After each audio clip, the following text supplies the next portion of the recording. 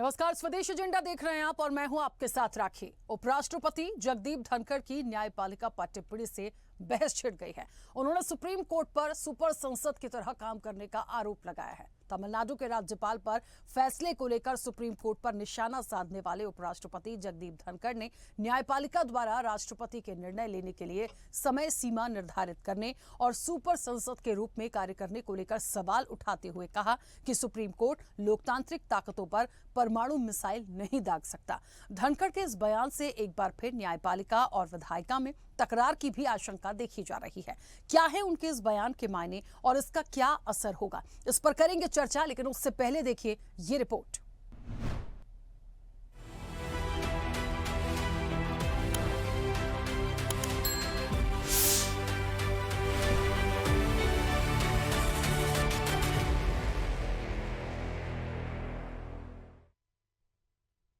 The judges who issued a mandamus virtually to the president and presented a scenario it will be law of the land have forgotten the power of the constitution. We need to make amends in that also now. 5 out of 8 would mean interpretation will be by majority. Article 142 has become a nuclear missile against democratic forces. उपराष्ट्रपति जगदीप धनखड़ के अनुच्छेद 142 पर बयान से नया विवाद शुरू हो गया है। राष्ट्रपति और राज्यपालों को विधेयकों की मंजूरी देने के लिए समय सीमा निर्धारित करने वाले सुप्रीम कोर्ट के फैसले के बाद उपराष्ट्रपति जगदीप धनखड़ के बयान पर अलग अलग प्रतिक्रिया देखने को मिल रही है। माना जा रहा है कि न्यायपालिका और विधायिका में एक बार फिर आने वाले समय में तकरार देखने को मिल सकती है। उपराष्ट्रपति ने न्यायपालिका की भूमिका, पारदर्शिता और हाल ही की घटनाओं पर चिंता व्यक्त की है। इस देश में न्यायिक सुधार अब टालने लायक नहीं है। इस देश में न्यायिक सुधार इतने आवश्यक हैं कि संसद अब कोई बड़ा कानून पारित भी कर ले तो उसे कोई एक जज एक याचिका पर रोक देता है। अगर कोई एक जज एक याचिका पर संसद द्वारा पारित कानून को रोक सकता है तो ये लोकतंत्र के लिए खतरे की घंटी है। बड़े फैसले अब संसद नहीं बल्कि सुप्रीम कोर्ट करेगा और तब सरकार सिर्फ नाम की रह जाएगी। Article 142 has become a nuclear missile against democratic forces. Available to judiciary 24/7. We have to believe in the nation. We have to believe in the power of we the people. And the power is reflected only through representatives. We have lost track. उधर Uttarakhand high court के पूर्व न्यायाधीश लोकपाल सिंह उपराष्ट्रपति के उस बयान को सही मान रहे हैं जिसमें उन्होंने कहा कि अनुच्छेद 142 परमाणु मिसाइल बन गया है। उन्होंने कहा कि अनुच्छेद 142 का गलत इस्तेमाल नहीं होना चाहिए। वहीं जस्टिस वर्मा के घर मिले कैश को लेकर कहा कि FIR होनी चाहिए। बिना FIR के जांच संभव नहीं है। उन्होंने कहा कि कोई भी आदमी अपने मामले में न्यायाधीश नहीं होता। सुप्रीम कोर्ट को अपनी निगरानी में एजेंसी से जांच करानी चाहिए थी। इससे न्यायपालिका की छवि उज्जवल दिखाई देती। हालांकि ये पहली बार नहीं है जब न्यायपालिका और कार्यपालिका के बीच टकराव देखा जा रहा हो।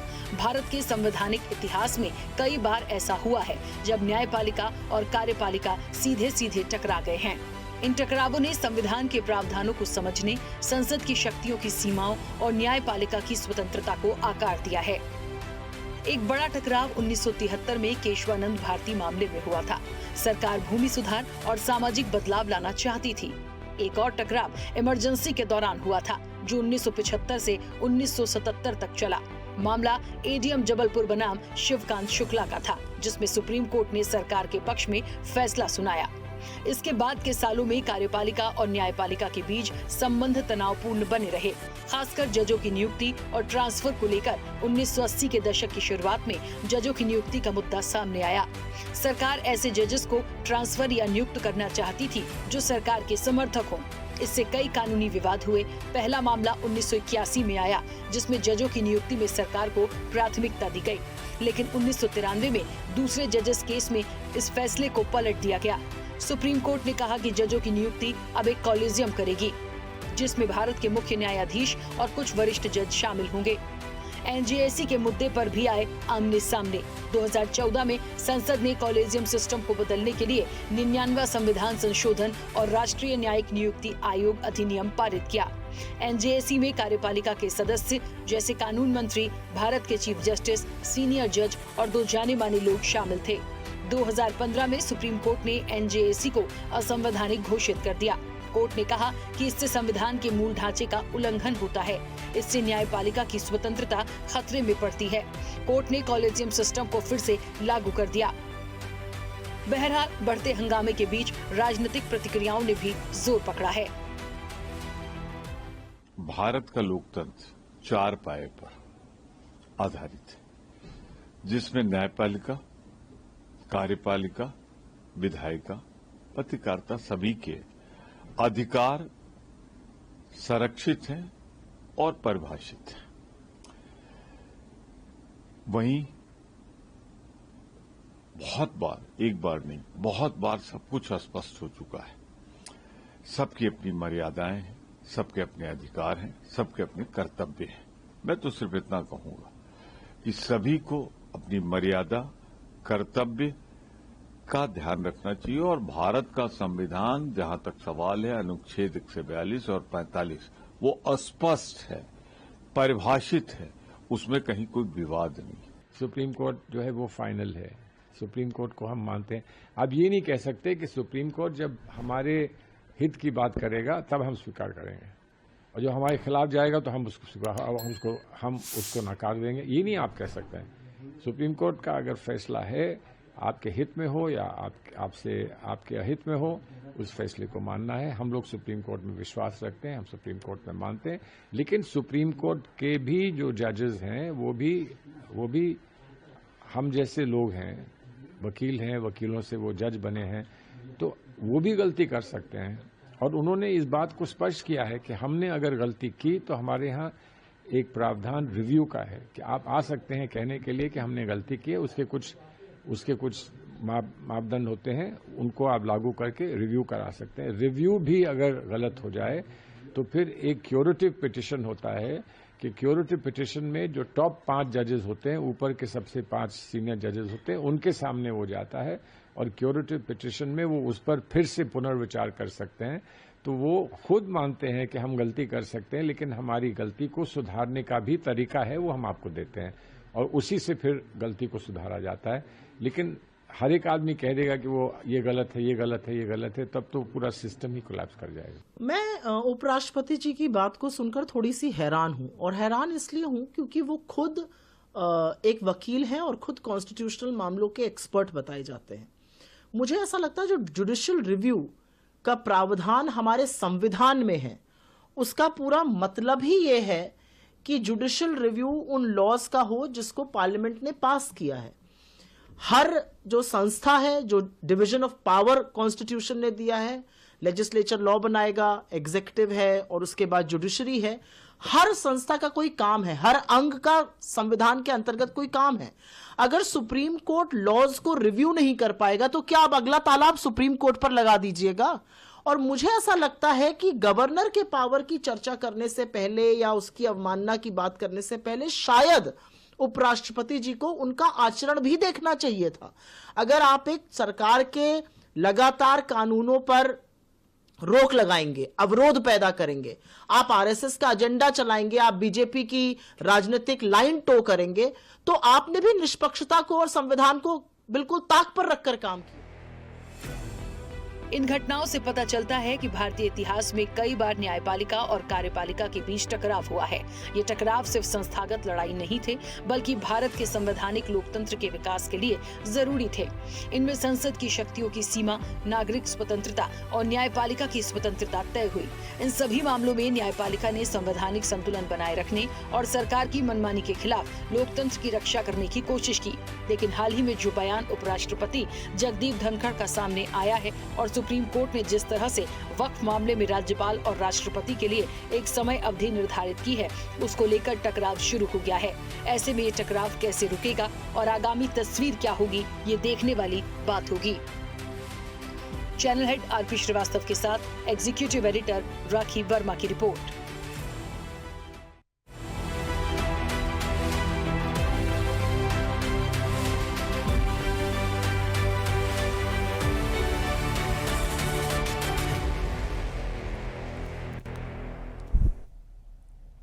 चलिए, तो सुपर संसद न बनने की एक नसीहत दे गई है और कहीं ना कहीं न्यायपालिका पर सियासी फजीहत है। बिल्कुल है, देखिए सियासी तो पूरी तरह से ये हो चुका है, लेकिन एक बात समझने की जरूरत है। उपराष्ट्रपति जगदीप धनखड़, जहां ये नाम आ जाता है वहां इस तरह के बयान की आवश्यकता क्या थी? आज सबसे बड़ा मूल प्रश्न तो यही है, उनके इस बयान के मायने क्या है?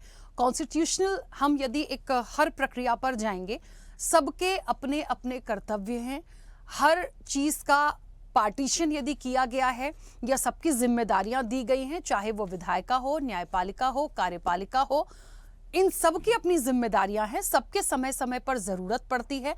और यदि ये लोग ऐसे इंटरफेरेंस करने लगेंगे तो प्रॉब्लम आएगी। रही बात सुप्रीम कोर्ट की, तो सुप्रीम कोर्ट को हमेशा से सर्वोच्च माना गया है और वो एक ऐसी जगह है, मुझे लगता है, जहां से कोई भी डिसीजन आए, कोई भी आदेश आए, कोई भी निर्देश आए, आप उसको डिनाई नहीं कर सकते, लेट गो नहीं कर सकते। आपको ठीक है, कोई निर्देश आया है, उस पर बात हो सकती है, आपके सुझाव हो सकते हैं, आपके जवाब हो सकते हैं, लेकिन उसे इस तरह से कह देना कि आपको अधिकार ही नहीं है, आप बोल ही क्यों रहे हैं, तो ऐसा नहीं हो सकता, एक तरफा नहीं चलेगा। इस रिपोर्ट के माध्यम से हमने बहुत सारे ऐसे पॉइंट्स भी बताए हैं कि ये टकराव पहला नहीं है, कई बार ये चीजें आई हैं जिस पर समय समय पर एक डिसीजन हुआ है, कभी सरकार की तरफ गया है, कभी सुप्रीम कोर्ट ने चीजों को बदला है। यदि वो नहीं बदलते तो शायद जजेस की जो नियुक्तियां हो रही हैं उस पर भी आज एक प्रणाली बहुत अलग होती। तो इस चीज को समझना पड़ेगा। सीधे चर्चा पर चलेंगे, हमारे साथ मेहमान भी जुड़े हैं। सबसे पहले आपका परिचय करा दें। भारतीय जनता पार्टी का पक्ष रखने के लिए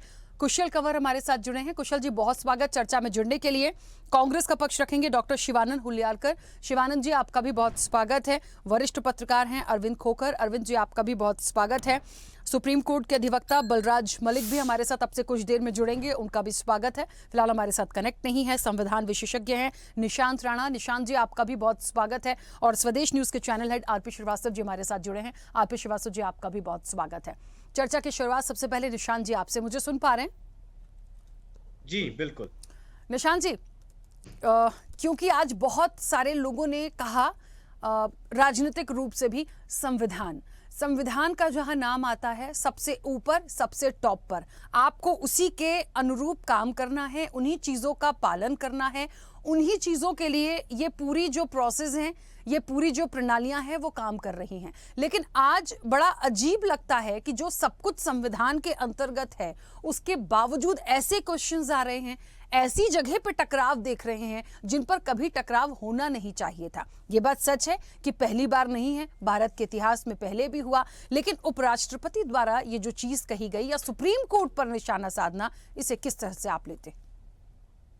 जी देखिए, सबसे पहले मैं ये बताना चाहूँगा कि ये जो पास किया है कमेंट्स, एक सुप्रीम कोर्ट जो चीफ जस्टिस का आया है, जिसमें डायरेक्शन दी गई है प्रेसिडेंट को कि एक 3 महीने का टाइम फ्रेम उन्हें दिया गया है, एक डायरेक्शन दी गई है कि that they have to consider a draft, any draft of all the governors within the period of 3 months. तरीके से देखिए, ये है तो अपने आप में गलत कि आप एक प्रेसिडेंट को, which is the supreme power in the country, no doubt, आप उनको एक एडवाइस दे सकते हैं, आप उनके लिए एक मेजर दे सकते हैं कि that president has to consider this thing, that the thing should get done within a time, but direction देना is something which is at this stage, जिसमें मैं भी कहूँगा कि एक गलत सिनेरियो लिया जा सकता है। और जो इस पे स्टेटमेंट दी गई हमारे वाइस प्रेसिडेंट धनखड़ साहब की, उसके पीछे आप ये देखिए जी, धनखड़ साहब खुद, आज तो वो एक वाइस प्रेसिडेंट है हमारी कंट्री के, लेकिन इससे पहले धनखड़ साहब खुद डेजिग्नेटेड सीनियर एडवोकेट है।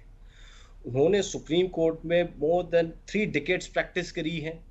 तो आज जो उनकी स्टेटमेंट है, एक वीपी के तौर पे नहीं, बल्कि एक सीनियर एडवोकेट के तौर पे भी देखी जानी चाहिए, जहां उन्होंने एक ये दिखाया है कि डायरेक्शन, अगर हम इसको वेलकम करते हैं तो कल को सभी केसेस में जुडिशरी डायरेक्शंस पास करेंगी टू दी पार्लियामेंट और पार्लियामेंटेरियंस, तो ऐसे तो कन्फ्लिक्ट ऑफ इंटरेस्ट हो जाएगा, आपस में लड़ते ही रहेंगे। But for a very smooth functioning there must be a balance, there must be a line जो कि एक मेंटेन होनी चाहिए। देखिए, दोनों का अपने आप में एक बहुत बड़ा महत्व है, सुप्रीम कोर्ट का अपने आप में एक बहुत बड़ा महत्व है और एक पार्लियामेंट का बहुत बड़ा महत्व है। पार्लियामेंट 3 चीजों से कॉन्स्टिट्यूट है। सबसे पहले तो president is the supreme in the parliament.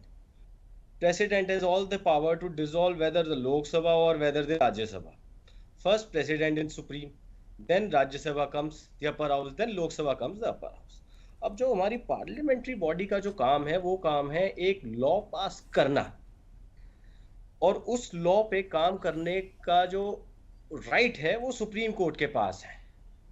तो we have to understand this balance कि अब सुप्रीम कोर्ट जो एक कमेंट दिया, एक डायरेक्शन दी, they can not direct the supreme power of the country. हाँ ठीक है, इस पे एक रिव्यू पिटीशन फाइल हो सकती है कि अगर ये स्ट्रिक्ट कमेंट्स है तो they can be removed, but it should not be made a very big issue at this stage. कोई नहीं, रिव्यू पिटीशन फाइल कर सकते हैं, उसके बाद आप क्यूरेटिव पिटीशन भी फाइल कर सकते हैं. This is not the final and the absolute decision given by the honourable supreme court at this moment right now.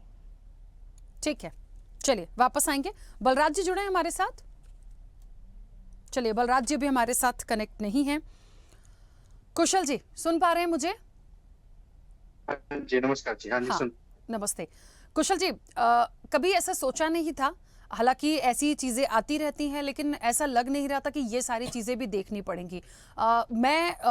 क्योंकि हम सभी यहाँ जितने भी लोग हैं, सुप्रीम कोर्ट, मैंने शुरुआत में कहा, जब भी कोई बात रखता है, जब भी कोई एक दिशा निर्देश आते हैं या कोई फैसला ही आता है, हम सब उसको एक्सेप्ट करते हैं, हम उस पर कोई क्वेश्चन रेज नहीं करते. लेकिन यहाँ पर जो चीजें आई हैं उस पर डायरेक्टली सवाल उठाना जगदीप धनखड़ जी की तरफ से, क्या ये सही होगा? क्योंकि जितना वक्फ बोर्ड को लेकर विरोध हुआ, विपक्ष को छोड़ दीजिए, उन्होंने जितनी चीजें बोली, याचिकाएं लगाई गई, जब याचिकाएं पहुंची हैं उसके बाद सुप्रीम कोर्ट ने संज्ञान लिया है. कई सारे केसेस जो इतने लंबे समय तक पेंडिंग होते थे, चाहे केरल का मामला लीजिए, तमिलनाडु का मामला लीजिए, प्रेजेंट में वक्फ भी आया, हालांकि उसका तो खैर विरोध हुआ. तो इन सारी चीजों के बाद वो डिसीजन आया और उसमें ये जब तय किया गया कि हाँ ठीक है, एक लंबा वक्त लगता है, तो जनहित के जो मुद्दे हैं या इस तरह के जो बिल आते हैं उनको ज्यादा होल्ड ना किया जाए.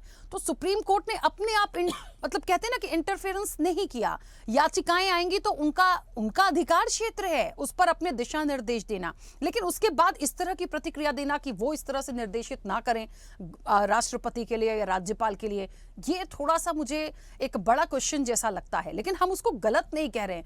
मुझे नहीं लगता कि डायरेक्ट ऑर्डर है कि आपको ऐसा करना है. इस समय पर हो जाए तो बहुत अच्छा होगा. दोनों चीजों को समझना है. नहीं, देखिए, माननीय श्री धनखड़ जी ने जो आज बोला कि सुप्रीम जो माननीय न्यायालय है, सुप्रीम कोर्ट है, उनको ऐसे ऑर्डर नहीं देने चाहिए हमारे राष्ट्रपति को. बिल्कुल उन्होंने सही बोला है कि जो अनुच्छेद जो 142 संविधान में है कि सुप्रीम कोर्ट किसी भी समय न्याय के लिए आदेश दे सकता है, तो वो एक एटॉमिक बॉम्ब की तरह, या आप ये समझ लीजिए न्यूक्लियर बॉम्ब की तरह वो आज के टाइम पे अप्लाई कर रहा है, जो 24/7 सुप्रीम कोर्ट के पास है, और जो कभी भी उसको यूज कर सकते हैं. बिल्कुल माननीय श्री धनखड़ जी ने बिल्कुल स्पष्ट बोला है कि ऐसे नहीं होना चाहिए. देखिए, मैं आपको कुछ एग्जांपल्स बता देता हूं. जैसे जस्टिस वर्मा जी के घर में इतना पैसा पकड़ा गया और 7 दिन तक कोई उसके ऊपर कोई कार्रवाई नहीं हुई है. 3 सदस्य कमेटी भी बनाई सुप्रीम कोर्ट ने, और अभी तक उन जस्टिस वर्मा जी के खिलाफ कोई FIR दर्ज नहीं हुई है.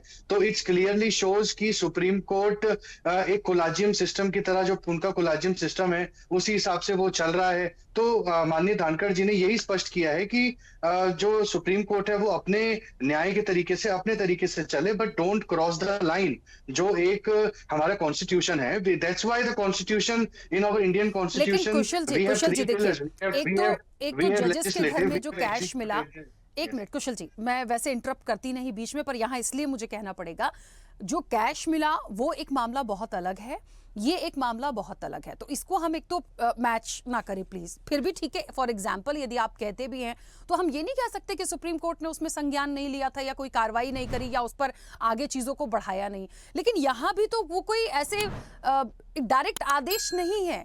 यदि याचिका गई है वक्फ बोर्ड को लेकर, यदि बिल्स को लेकर दूसरे स्टेट से भी चीजें गई हैं, तो उन्होंने एक डायरेक्शन दिया है कि आप इस समय सीमा में इस तरह से चीजों को करें ताकि जो जनहित के बिल हैं वो होल्ड ना हो.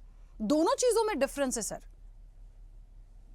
एक एडवाइस करना अलग होता है, एक ऑर्डर पास करना अलग होता है. तो उन्होंने ऑर्डर पास किया है, एडवाइस नहीं किया है. हमारे राष्ट्रपति जी ये बिल्कुल ही हमारे संविधान के बिल्कुल ही ऑपोजिट जाता है. This is the reason I am telling you कि in Indian constitution we have 3 different pillars. We have legislative, executive and judiciary. This is the reason 3 bodies they play different role. हर किसी body का अलग role है. सो आज इसी वजह से ये क्लैश हो रहा है. द मेन रीजन इज कि जो हमारा सुप्रीम कोर्ट के अंदर जितने भी जो हाई कोर्ट के जजेस हैं, अब मैं आपको अगर विस्तार से समझाऊं, जितने भी जजेस हैं they are all coming, it's a collegium system कि आज जो सीजीआई वो आज ये बनेंगे, अगले सीजीआई वो बनेंगे. दे हैव ऑलरेडी डिसाइडेड कि नेक्स्ट सीजीआई कौन बनने वाला है. So this is the system. माननीय धानकर जी ने यही बात क्लियरली बोली कि you know if you want to make a rule और you want to give the order, fairly order दीजिए. So this is the reason I am telling you. अब justice Verma ji के जो अमाउंट जो कैश मिला है, कहीं ना कहीं इनडायरेक्टली ये बात कनेक्टेड होती है. चाहे वक्फ बिल के हो, न्याय तो न्याय है, ऑर्डर तो ऑर्डर है. सुप्रीम कोर्ट की चाहे 3 बेंच हो, चाहे 5 बेंचेस हो, उन्होंने तो जो ऑर्डर देना है वो देंगे. बट डिफरेंशिएशन क्यों हो रहा है? Why there is a discrimination between the cases? एक केस में कुछ नहीं हो रहा है, दूसरे केस में आप ऑर्डर पास कर रहे हो, वो भी राष्ट्रपति जी को ऑर्डर पास करे. तो ये खत्म होना चाहिए, ये चीजें लेकिन खत्म कौशल जी, होनी चाहिए. हमें ये भी देखना पड़ेगा कि इस पूरे वक्फ संशोधन कानून का ये जो बिल आया है, इस पर सिर्फ 3 ऐसे प्रस्ताव थे जिस पर सुप्रीम कोर्ट ने रोक लगाई है. पूरी चीजों पर कमेंट नहीं है उनका. 3 मुख्य सवाल पूछे गए जिसके लिए सरकार को वक्त दिया गया है, और वो जेन्युइनली ऐसी चीजें हैं जो उनको लगी होंगी. तो हमें ये भी समझना पड़ेगा. मैं बार बार कह रही हूँ, पूरे सिस्टम पर या पूरे बिल पर बात नहीं है, लेकिन धनखड़ जी यदि कह देंगे कि सुपर संसद की तरह काम ना करें, या तो ये चीजें थोड़ी सी अजीब है. हम सुप्रीम कोर्ट को सुपर संसद की तरह काम ना करें. देखिए, उनकी प्रणाली अलग है, लेकिन एक बात बताइए, सुप्रीम कोर्ट में कोई मामला जाएगा तो वो सुनवाई नहीं करेंगे? वो तो सुनवाई करेंगे ना. जजेस मना नहीं कर सकते ना कि हम नहीं देखेंगे, ये तो कानून बन गया, ये तो बिल बन गया, ये तो संसद का अधिकार क्षेत्र है, हम क्यों हस्तक्षेप? भाई, आपके पास कोई चीज गई है तो आपको तो बात करनी पड़ेगी ना. वही तो मैं कह रही हूँ. नहीं, बात करे वो सबका अधिकार है वहां जाने का. बट डिस्क्रिमिनेशन क्यों? इक्वालिटी नहीं है ना ऑर्डर के अंदर. वक्त बिल पे आप 3 मंथ्स का नोटिस पीरियड देते हैं और वो भी राष्ट्रपति को बोलते हैं कि you are giving the order. उसके साइड में then you have one more case a week ago और 2 weeks ago of justice Verma, so much cash founded in his house. अभी तक आप जस्टिस वर्मा के पीछे पड़ गए हैं सर. आज मुझे लग रहा है, आज उनको मैं बोल रही हूँ थोड़ा सा अभी साइड रख दीजिए, लेकिन जस्टिस वर्मा घूम फिर के आ ही रहे हैं, जबकि मेन जो कंसर्न है वो धनखड़ जी है, सुपर संसद है, और सुप्रीम कोर्ट पर जिस तरीके से सवाल उठाए गए हैं, बहुत गंभीर विषय में इसको इसलिए कहती हूँ, सेंसिटिव इश्यू है. बोलने से पहले भी हमें ये सोचना पड़ता है हम सुप्रीम कोर्ट के लिए बोल क्या रहे हैं, हम डिस्कशन में क्या है. फिर बार बार जस्टिस वर्मा आ जाते हैं. चलिए ठीक है, मैं वापस आऊंगी क्योंकि हमारे साथ बलराज जी भी जुड़ गए हैं और वो सुप्रीम कोर्ट के अधिवक्ता भी हैं. मुझे लगता है बहुत क्लियरिटी से वो अपना पक्ष रख पाएंगे. बलराज जी, मुझे सुन पा रहे हैं? जी बलराज जी, सबसे पहले इस पूरे मामले में सर आपकी प्रतिक्रिया.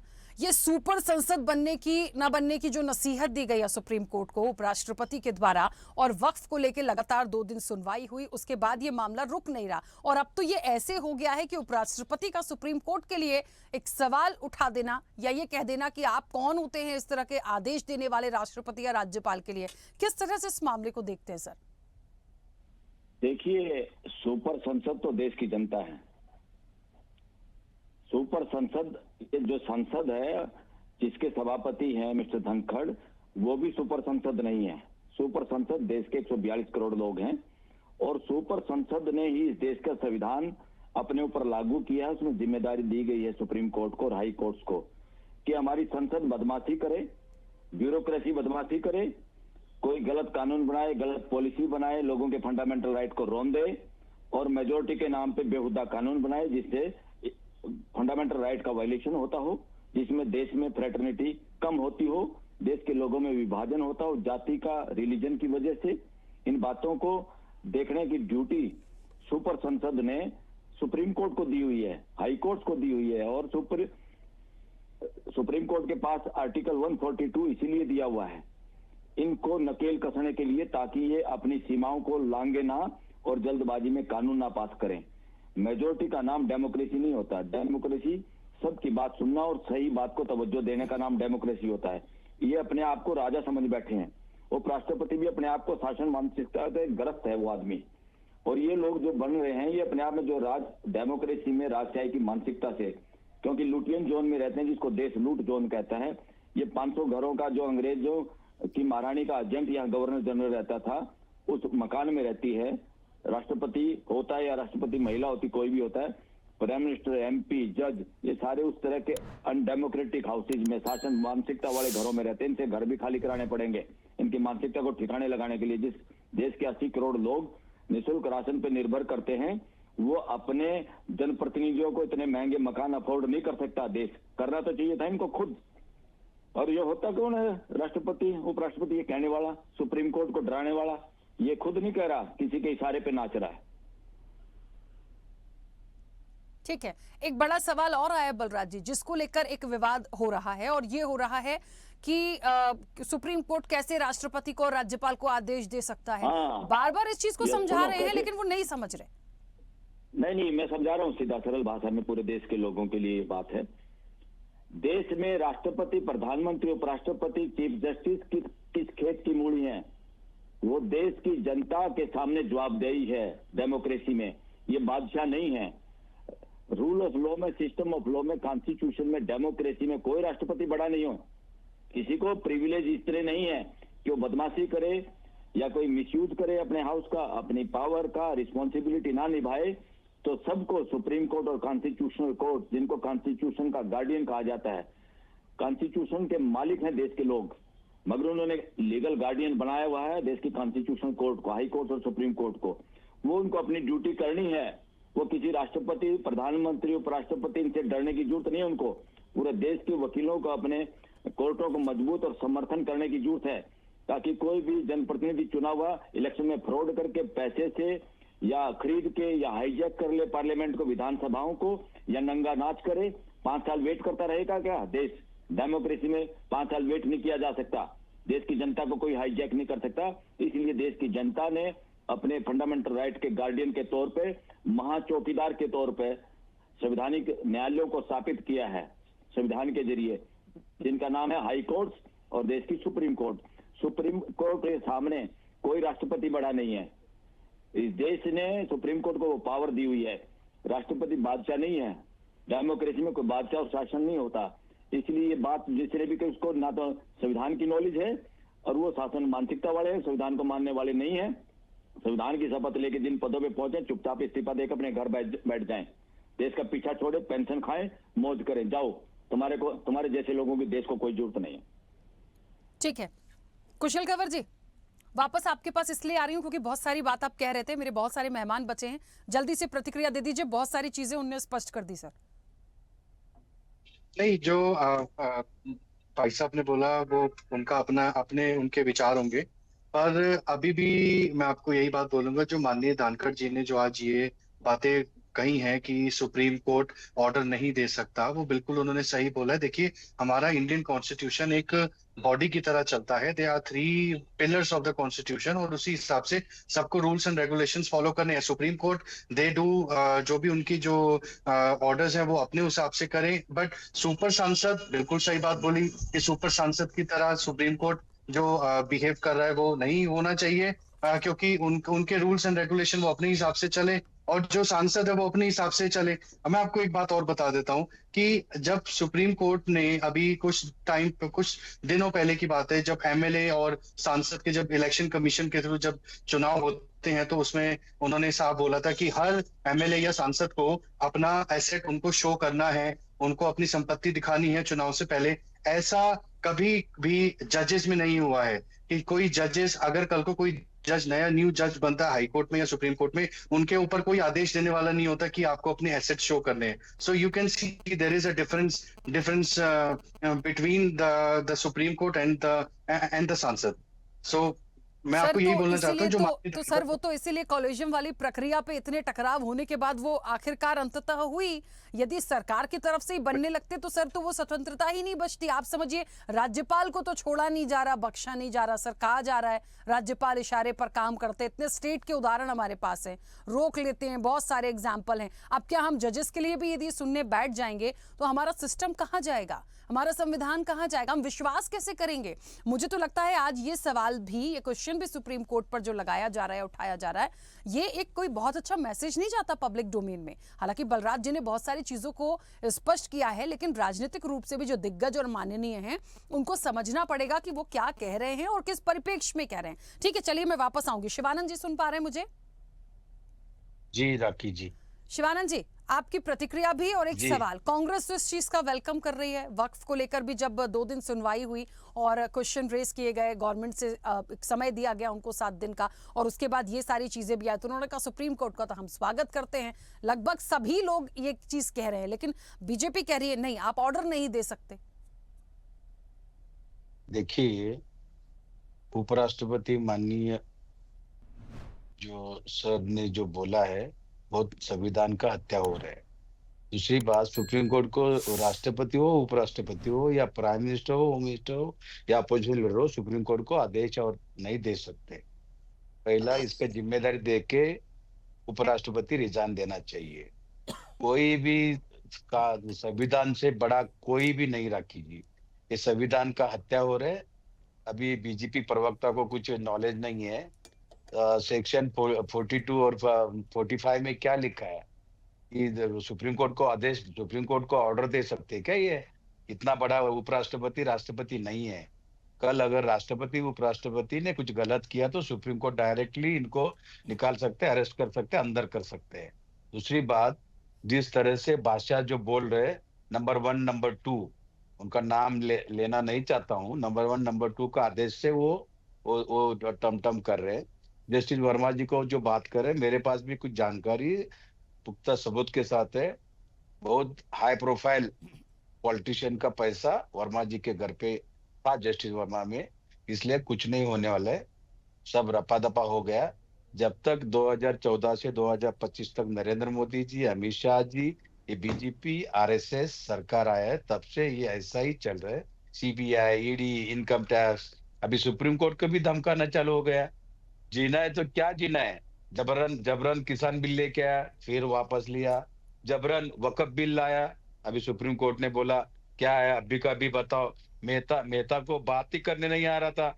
मैं जो गवर्नमेंट का लॉयर है मेहता जी, तर करके सर 1 दिन टाइम दीजिए, फिर रिक्वेस्ट किया, फिर सुप्रीम कोर्ट बोला चलो अलाउड इन द 7 डेज। तो उसमें केंद्र सरकार ने बोल दिया कि ठीक है, अभी हम कोई भी लागू नहीं करेंगे। उसमें भी केंद्र सरकार ने स्टॉप कर दिया। देखिए, हिंदू मुस्लिम करना, ये वक्फ बोर्ड का जमीन में घुसना, क्या जरूरत है? हिंदू समाज, हिंदू, ये एक ही ये लोग गलत फहमी बीजेपी आरएसएस कर रहे। मैं हिंदू हूँ, हिंदू राष्ट्र बनाऊंगा। अरे तुमको हिंदू का व्याख्या ही पता नहीं है। राम का रामचरित्र पता नहीं है। नरेंद्र मोदी जी बोल रहे हैं कि मैं राम को लाया, राम ने तो सबक सिखाया। चीफ जस्टिस को धमकी दे रहे हैं। ये कौन सा कानून है? डॉक्टर बाबा साहब अम्बेडकर के पार्लियामेंट हाउस में अमित शाह जी ने अपमान किया बाबा साहब अम्बेडकर जी का, क्यों नहीं रिजाइन लिया? यही संविधान का हत्या चल रहे हैं। यही ये काला धन लाऊंगा, 15 लाख डालूंगा, 2 करोड़ नौकरी दूंगा, जुमला सरकार है। केंद्र सरकार और राज्य सरकार, महाराष्ट्र में देवेंद्र फडणवीस लाड़की बहन योजना का भी पहला 2100 बोला, 1500 दिया, सबको सबके साथ दिया। उसके बाद आप बोल रहे हैं जिसके बाद 4 व्हीलर है, 2 व्हीलर है, नहीं दूंगा। शिवानंद जी, मुझे ये बताइए क्या होगा इस पूरे मामले में आगे? ये देखिए, अभी वो 7 दिन बाद तो क्या सुनवाई 5 मई को होनी, वो तो होगी। उससे पहले जो चीजें सुप्रीम कोर्ट के लिए आई हैं, इसकी आगे वाली तस्वीर आप कैसे देखते हैं, वो बताइए बस जल्दी से। अच्छा, मेरे घर में 16 लॉयर है। ये वक्फ बोर्ड जो वक्फ बिल है ये कैंसिल होगा, वक्फ बिल लागू नहीं होगा, और कोई किसी को डरने की बात नहीं है। सबको अपने अपने धर्म में अपने अपने जीने का अधिकार है। सुप्रीम कोर्ट को पावर दिया है, डॉक्टर्स हाई कोर्ट को पावर दिया है, छोटा जेएमएफसी को भी पावर दिया। अगर सुप्रीम कोर्ट या हाई कोर्ट जगह ठान लिया नरेंद्र मोदी को अरेस्ट करना, कर सकते हैं। ठीक, उनमें भी एक प्रोविजन है। और संविधान की हमेशा हत्या, ये बीजेपी सरकार 2014 से आया राखी जी, हमेशा संविधान का फाड़ के रख रहे, संविधान का अपमान कर रहे, ये गलत है।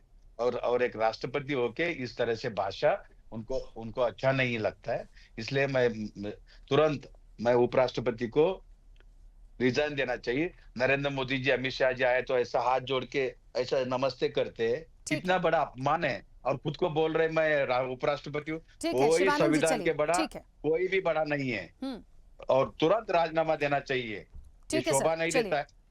ठीक है शिवानंद जी वापस आऊंगे। अरविंद जी मुझे सुन पा रहे हैं? जी बिल्कुल। अरविंद जी सबसे पहले तो सर प्रतिक्रिया, क्योंकि बहुत सारे लोगों को आप सुन चुके हैं, बलराज जी ने भी बहुत स्पष्ट से सारी चीजें करी। यहाँ तो लड़ाई इस चीज की हो रही है कौन बड़ा कौन छोटा। मुझे नहीं लगता कि अब इसको भी हमें आज देखना पड़ेगा कि सुप्रीम कोर्ट आदेश दे सकता है कि नहीं दे सकता। नहीं दे सकता है तो 142 का जो एक अधिकार और तमाम चीजें हैं वो उनके अधिकार क्षेत्र का है, क्यों नहीं कर सकते। और इससे भी बड़ा सवाल, यदि सुप्रीम कोर्ट में कोई मामला जाएगा तो वो क्यों दिशा निर्देश नहीं दे सकते। देखिए, इस पे जो कानूनी बात है वो तो बड़े बड़े लोग कर ही रहे हैं, सरकार से लेकर सुप्रीम कोर्ट तक कर रहे हैं। लेकिन आप मेरी एक बात आप नोट करके रख लीजिएगा राकेश जी, इस देश में मुस्लिम अपीजमेंट की एक राजनीति चली थी।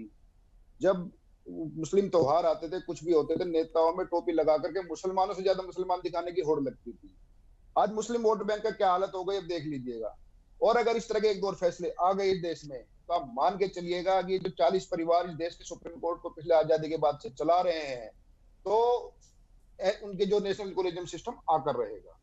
अब देखिए, जहां तक सुप्रीम कोर्ट की बात है, जब सुप्रीम कोर्ट ही सब कुछ है तो ये संसद की जरूरत ही कुछ नहीं है। 4 जजों को बना दीजिए, प्रधानमंत्री भी वो तय कर लेंगे, राष्ट्रपति वो तय कर लेंगे, ना चुनाव की जरूरत है ना किसी चीज की जरूरत है। क्या जरूरत है इन सब चीजों की। देखिए, सुप्रीम कोर्ट के पास जो पावर दी गई है, जो हाई कोर्ट के पास जो पावर दी गई, न्याय करने के लिए दी गई है, वो अपने आप को बड़ा दिखाने के लिए ताकत नहीं दी गई है। देखिए, आप एक बात बताइए, सुप्रीम कोर्ट हाई कोर्ट के उदाहरण आपको देता हूँ, फैसले रिजर्व किए जाते हैं। जब किसी मामले की जो सुनवाई हो जाती है उसका जो निर्णय देने के लिए कहते हैं जजमेंट इज रिजर्व, फैसला हमने सुरक्षित रख लिया। फैसला सुरक्षित रख लिया, आपने न्याय के लिए सुना, फैसला सुरक्षित रख लिया। फैसला आप कितने दिनों में देंगे, साल में देंगे, 2 साल में देंगे, 3 साल में देंगे, 4 साल में देंगे, 5 साल में देंगे, उसकी कोई समय सीमा नहीं। सबसे पहले उस चीज पे ध्यान देना चाहिए था। और देखिए, मैं लॉजिक की बात करूंगा, कानून की बात करने के लिए तो बड़े बड़े लोग बात हैं। देखिए, जब राष्ट्रपति शपथ लेता है या शपथ लेती है तो देश के संविधान की रक्षा करने की शपथ लेते हैं। और राष्ट्रपति के अलावा जो भी लोग भी शपथ लेते हैं वो शपथ संविधान के पालन की शपथ लेते हैं। तो संविधान की पालन की शपथ लेने वाला अगर राष्ट्रपति को या जो शपथ लेता है कि वो संविधान की रक्षा करेगा, उसको अगर आदेश देने की स्थिति में आ जाएगा तो देश के लोकतंत्र का क्या होगा अंदाजा लगाया जा सकता है। देखिए, इस वाले मसले में जो मसला हुआ है, जो हाईकोर्ट के जजेस ने जो आदेश दिया है राज्यपाल को लेकर के, उन्होंने कहा है कि कोई भी सर कानून डिबेट में बैठा हूँ, मैं आता हूँ आपके पास टाइमिंग में। देखिए, आप ने कहा है मतलब के खिलाफ आप 3 महीने पे बैठा हूँ, रुकेगा, 3 महीने क्या तमाशा बनेगा, संसद चलेगा तो आगे रख देंगे लोग ये स्थिति। दूसरी बात जो कही जा रही है, बात जो है ये सब चीजें हुई क्यों है। देखिए, संविधान के पास संविधान ने बैलेंस किया है। अगर हाईकोर्ट के जजों को ये लग रहा था कि राज्यपाल जो संविधान में शब्द कहा गया है कि भाई ये एज सून एज पॉसिबल की व्याख्या करनी है, सुप्रीम कोर्ट के पास संविधान की जो व्याख्या करने का अधिकार है, संविधान को लिखने का अधिकार नहीं है। इस आदेश के जरिए हाई कोर्ट के जजों ने, सुप्रीम कोर्ट के जजों ने संविधान को लिखने की कोशिश की है। अब व्याख्या करना और लिखने में कितना फर्क है तो आने वाले समय ही बताएगा, लेकिन इसमें सरकार को बिल्कुल भी चुप नहीं रहना चाहिए। अगर सरकार इसमें चुप रहती है तो इसे चुनाव नहीं लड़ना चाहिए बिल्कुल भी। आप एक बात बताइए, जो संविधान की जिसकी हम इतनी तारीफ करते हैं, जो संविधान हमारा देश का सर्वोच्च जो जिसको कहते हैं जो होली बुक है, उसमें जो गवर्नर वाला, जो राष्ट्रपति वाला बिल को रोकने रखने वाला जो प्रोविजन है यूएस से लिया गया है। यूएस से लिया गया, जिसको पॉकेट वीटो कहा जाता है। जो संविधान निर्माताओं ने जब इसको लिया गया था तो कुछ सोच समझ कर ही तो लिया गया होगा। जैसे मैंने अभी बकपा को आपको उदाहरण दिया, केंद्र सरकार ने कानून बना दिया है और जब तक सुप्रीम कोर्ट उसको स्टे नहीं करता है या कुछ रोकता नहीं, वो कानून रहेगा। ममता बनर्जी पश्चिम बंगाल में कई राज्य सरकारें कह रही है कि हम इसको लागू नहीं करेंगे, मतलब कानून बनाएंगे। तो एक देश में क्या 2 कानून एक राज्य हो सकते हैं? क्या देश का तमाशा नहीं बन जाएगा इस चीज में? अगर जजों को लग रहा था गवर्नर रहेगा तो सुप्रीम कोर्ट के पास एक पावर है कि कॉन्स्टिट्यूशनल बेंच का गठन करके उसकी रिव्यू कर सकता है, उसकी व्याख्या कर सकता है कि जो संविधान में लिखा है कि as soon as possible governor इसको क्लियर करेगा, तो एज सून एज पॉसिबल की क्या व्याख्या कर सकता है, तब बात मानी जाती है उसमें। लेकिन सीधा इस तरह का आदेश दे देना कि 3 महीने के अंदर मानना पड़ेगा, अगर नहीं मानेगा तो कानून बन जाएगा, इस देश में तो अनार्की पैदा होने वाली आने वाले समय में। और फिर जब इतने ही सक्षम है लोग हैं ये, तो इस देश की ना पार्लियामेंट की जरूरत है ना राष्ट्रपति। धनखड़ जी है कौन, उनको तो अंदर डाल, जब जैसे चर्चा चल रही है उनको अंदर डाल देना चाहिए, बोलने की हिम्मत भी नहीं होनी चाहिए। आप ये बताइए, सुप्रीम कोर्ट के जज 40 परिवार हैं देश भर में आजादी के बाद से, उन 40 परिवारों में से ही क्यों सुप्रीम कोर्ट के जज मुख्य न्यायाधीश सब बन रहे हैं, बाकी क्यों नहीं बन पा रहे हैं?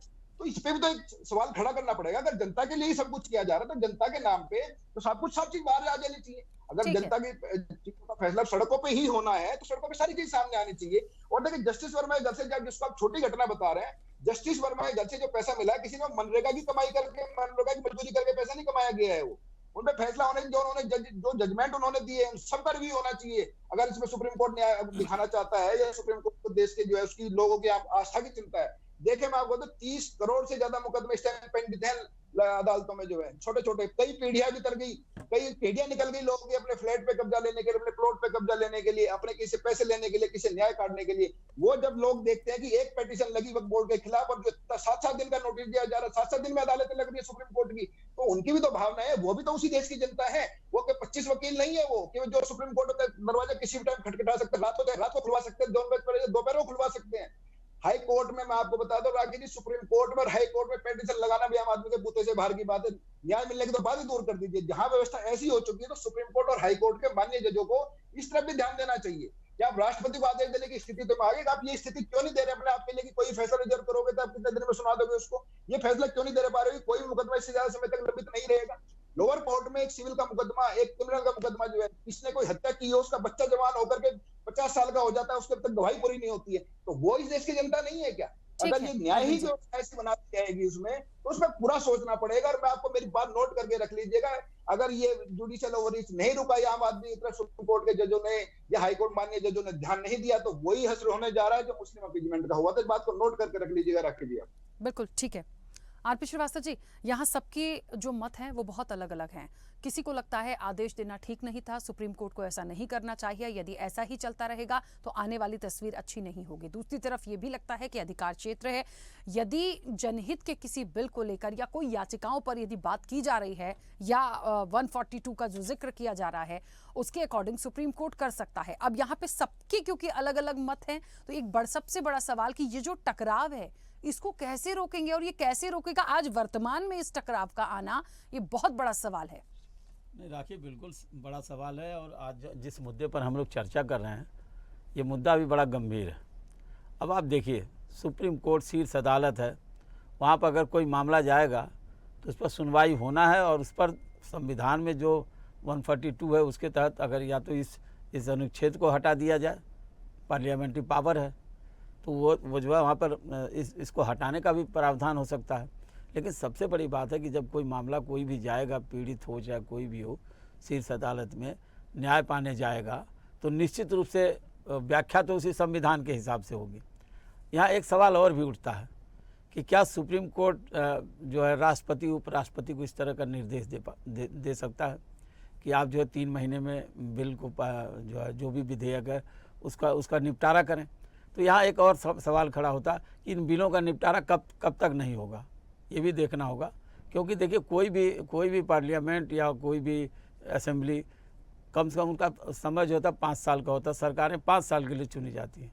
अगर इस दौरान उन बिलों का या तो उसका कहीं न कहीं या तो बिल वापस किया जाए या अगर बिलों में कोई देरी हो रही है तो उसको रोकने से बजाय उसका निपटारा होना चाहिए। सबसे बड़ा सवाल ये है।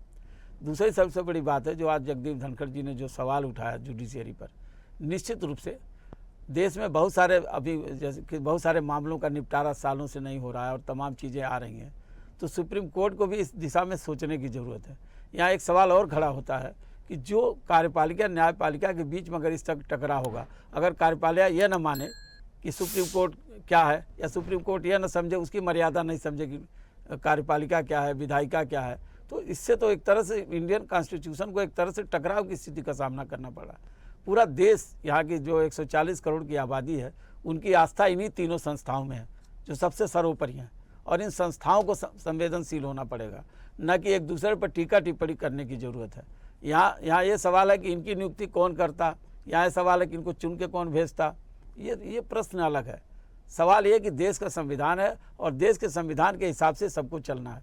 तो जब ये तीनों संस्थाएं जो देश को चला रही हैं, देश संविधान से चल रहा है और ये इनको एक्सिक्यूट कर रही हैं, तो यहाँ भी ये सवाल खड़ा होता है कि किसका अधिकार क्षेत्र कितना है और एक मर्यादाएं कितनी हैं। इन मर्यादाओं, इन सीमाओं को लेकर के ही आगे बढ़ना पड़ेगा, न कि इस तरह के टकराव की स्थिति निर्मित करनी पड़ेगी। सबको अपने अपने लेवल पर देखना है। हर व्यक्ति का अपना अपना नज़रिया है कि सुप्रीम कोर्ट क्या कर रहा है, वहाँ किस तरह की, अभी आपने देखा एक जज के यहाँ कैश मिला, अब कैश मिला उसकी क्या कार्रवाई हुई, सुप्रीम कोर्ट ने किस तरह से संज्ञान में लिया, ये एक अलग बात है। लेकिन हाँ, इतना ज़रूर है कि आम आदमी ज़रूर परेशान हो जाता है जब उसको न्याय लेना होता है।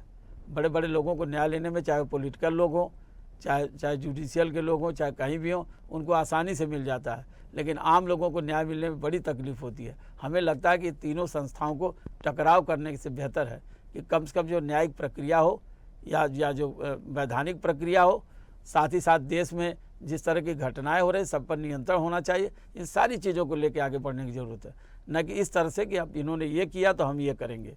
ये तो ऐसी बात हो गई कि एक मजाक सा बनने लगा है कि क्या सुप्रीम कोर्ट क्या है, आपका जो है प्रेसिडेंट कहाँ है, उपराष्ट्रपति किधर जा रहा है। ये सारी चीज़ें देखिए सब संवैधानिक लोग हैं और हमें लगता है कि इन सारे लोगों को मिल करके ही इन बातों का हल निकालना चाहिए, न कि एक दूसरे से टकराव करके। लेकिन प्रायः देखा जा रहा है कि इस तरह के टकराव की जो स्थितियाँ बन रही हैं, जब कोई फैसला आता है हमारी सरकार के पक्ष में आता है तो सरकार बोलती बहुत अच्छा, शीर्ष अदालत का फैसला सर्वोपरि है।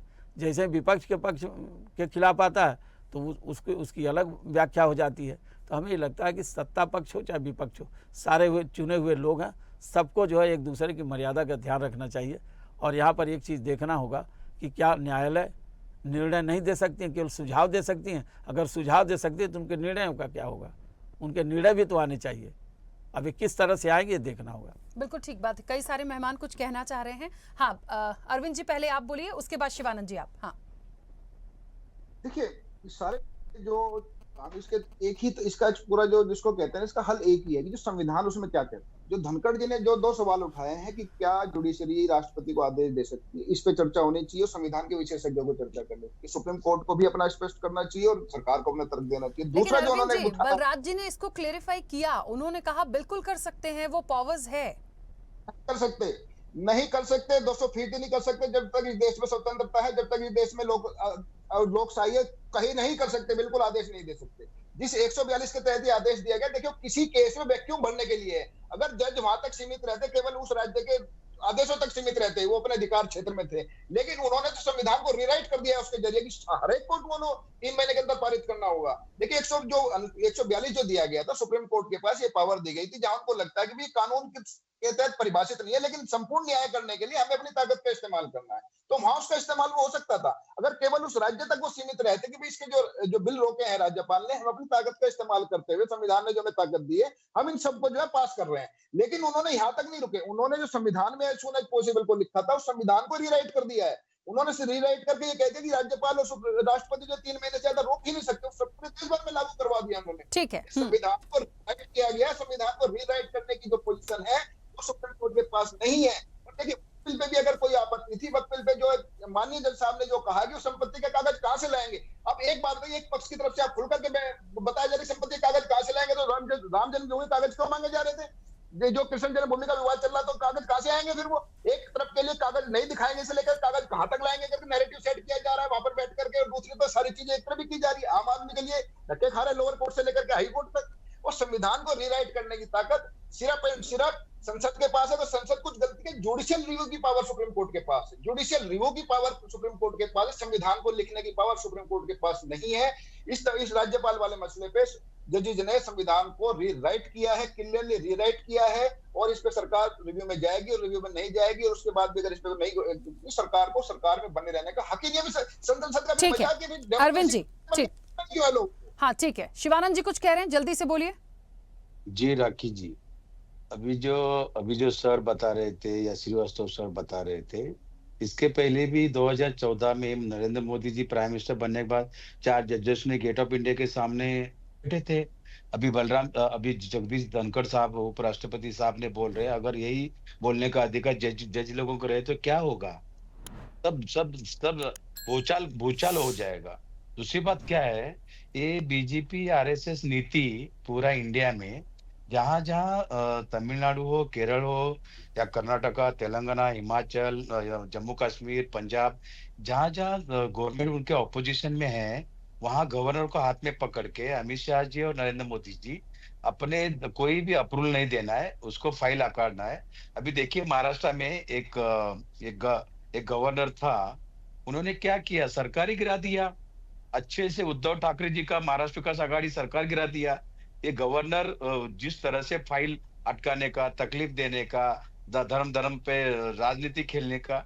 इसलिए सुप्रीम कोर्ट का जो ऑर्डर है, मैं रिस्पेक्ट करता हूँ सुप्रीम कोर्ट का, मैं रिस्पेक्ट करता हूँ संविधान का। जिस तरह से जो उपराष्ट्रपति ने बोला है, मैं इसका निषेध करता हूँ। तुरंत ठीक है। रिजाइन देना चाहिए।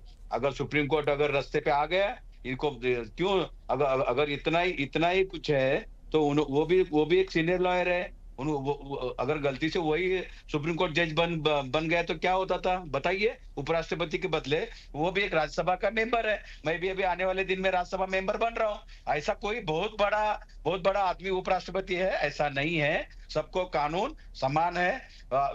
सुप्रीम कोर्ट संविधान को दायरे में रख के काम कर रहे हैं, उनको करने दो। इस तरह से दादागिरी धमकी मत दीजिए। ठीक है। और इस चैनल के माध्यम से हाथ जोड़ के रिक्वेस्ट करता हूँ, 2014 से लेकर 2025 तक यही हो रहे हैं। सीबीआई, ईडी, इनकम टैक्स, आप देखिए कहीं भी मीडिया के ऊपर प्रेशर करना, हाँ वो सोशल मीडिया पे अपना ही ठीक राज है चलाना। शिवानंद जी, जल्दी से सबकी प्रतिक्रिया आ जाए। इतना ही केस पेंडिंग नहीं, इतना ही केस पेंडिंग है तो ठीक है sir. High court supreme court जज का संख्या बलराज जी बढ़ाइए। जुड़े हमारे क्यों साथ? नहीं बढ़ा रहे? हाँ बढ़ाना चाहिए। हाँ, ठीक है हमेशा बलराज जी, संविधान का अपमान हो रहा है। ठीक है बलराज जी, बहुत देर से मुझे लगता है जैसे आपको सबने सुना, बाकी सबको भी आपने सुना होगा सर। वही लड़ाई मुझे लग रहा है सबसे बड़ी हो रही है। और अभी अरविंद जी भी, क्योंकि वरिष्ठ पत्रकार हैं, उन्होंने सवाल उठाया, बहस इस विषय पे हो जाए कि अधिकार क्षेत्र आता है सुप्रीम कोर्ट का, वो निर्देश दे सकते हैं राष्ट्रपति को या नहीं, इस पर बहस हो, जबकि आप उसको क्लेरिफाई कर चुके। देखिए, सुप्रीम कोर्ट ने कोई कानून नया नहीं बनाया। सुप्रीम कोर्ट ने बने हुए संविधान की व्याख्या की है। आप संविधान हमारा लिविंग डॉक्यूमेंट है, उसको समय के साथ उसके अंदर इनपुट डालना, सरकार के छोटे छोटे रूल के चक्कर में देश को बंधक नहीं बनाया जा सकता, नपुंसक नहीं बनाया जा सकता। सुप्रीम कोर्ट, हाई कोर्ट इसीलिए है। और क्या करना है, सुप्रीम कोर्ट जो सो कॉल्ड चौकीदार बने बैठे हैं देश के, इनकी असली चौकीदारी करने की ड्यूटी हाई कोर्ट और सुप्रीम कोर्ट की है। इन्होंने कौन सा अरविंद जी, एक सेकंड। राष्ट्रपति को आदेश देके, राष्ट्रपति होता कौन है? देश की जनता से बड़ा है क्या? देश के कानून से बड़ा है क्या? इस देश में किंगडम है क्या? राजशाही है क्या? ये सिर्फ डेमोक्रेसी है।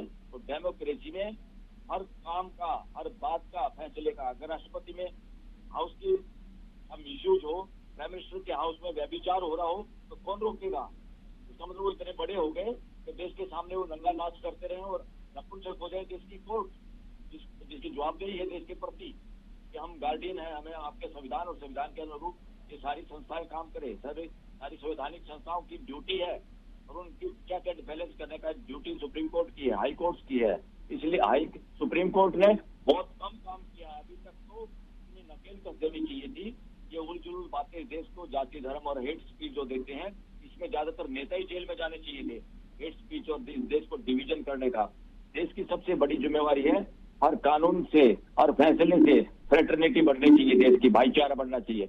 जो भी इसके रास्ते में रुकावट डालता है वो देशद्रोही है, उसको कानून की नजरों में, कानून के सामने उसको पेश होना पड़ेगा। ठीक है निशान जी, जल्दी से अपनी बात रखिएगा, समय की सीमा है। इसके बाद कुशल जी आप प्लीज अपनी बात रखिएगा।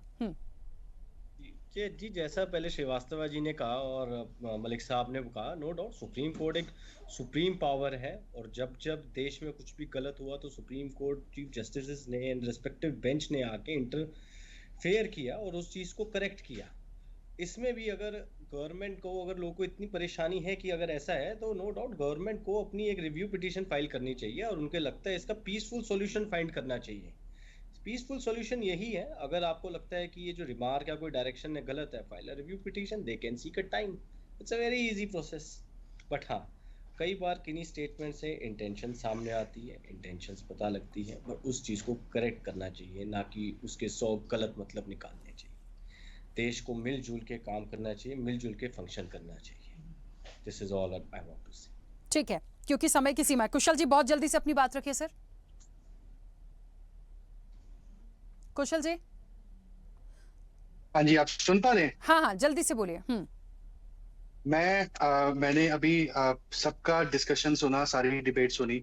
मैं पूरी डिबेट से मैं यही बोलना चाहता हूँ कि जज का बेटा जज, आज चाहे सुप्रीम कोर्ट हो, चाहे हाई कोर्ट हो, चाहे सुप्रीम कोर्ट हो या हाई कोर्ट हो, जज का बेटा जो आज स्थिति आ रखी है ना कोर्टों में, यही this is the only reason आज इतना बड़ा आज ये हो गया कि आज सुप्रीम कोर्ट ने जो ऑर्डर पास किए हैं, जो कोलाजियम सिस्टम चल रहा है, यही एक रीजन है कि जज का बेटा जज बनता है। यही एक आज इसी सिस्टम की वजह से आज इतना डिस्प्यूट खड़ा हो रहा है इस मामलों में कि भाई जो अनुच्छेद 142 है उसका जो एक मिस यूज किया जा रहा है, जैसे हमारे माननीय धनखड़ जी ने बोला कि इसका मिस यूज किया जा रहा है, तो इसको ठीक करना बहुत जरूरी है।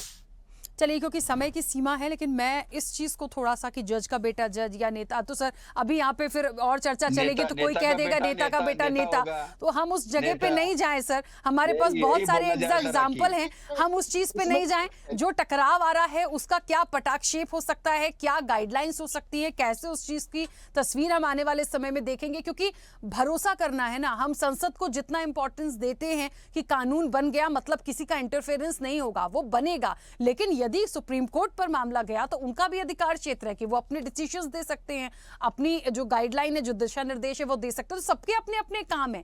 यदि हम इस तरह से तुलना करेंगे तो ये तो सर बहुत बड़ा और एक सवाल और एक बहस का मुद्दा बन जाएगा। खैर, मैं क्योंकि समय बहुत ज्यादा हो गया है, वापस नहीं आ पाऊंगी। शिवानंद जी, आप सभी मेहमानों का बहुत शुक्रिया इस चर्चा में जुड़ने के लिए। तो एक बात तो बहुत महत्वपूर्ण है कि आखिरकार जगदीप धनखड़ ने जिस तरीके से बात को रखा है, उसने एक नया विवाद तो देखिए छेड़ दिया है, क्योंकि सुप्रीम कोर्ट पर सवाल उठाना ये अपने आप एक बड़ी बात है। अब बहस इस चीज की आ पड़ी है कि सुप्रीम कोर्ट ने कैसे राज्यपाल और राष्ट्रपति के लिए एक आदेश दे दिया, लेकिन उन्होंने किस परिप्रेक्ष्य में क्या कहा है इसको फिर से समझने की जरूरत है, ताकि कोई मिसअंडरस्टैंडिंग ना हो। अगली सुनवाई जो वक्फ को लेकर एक समय सरकार को दिया है वो 5 मई को होनी है। देखिए उसके बाद और इस बयान के बाद क्या एक नई तस्वीर देखने को मिलती है। फिलहाल चर्चा में इतना ही। बने रहिए स्वदेश न्यूज के साथ। सबसे पहले देश। ऐसे ही वीडियोस के लिए लाइक करें, शेयर करें, फॉलो करें। YouTube पर जाकर सब्सक्राइब कर बेल आइकन दबाना ना भूलें और ताजा अपडेट्स के लिए swedeshlive.com पर जरूर जाएं।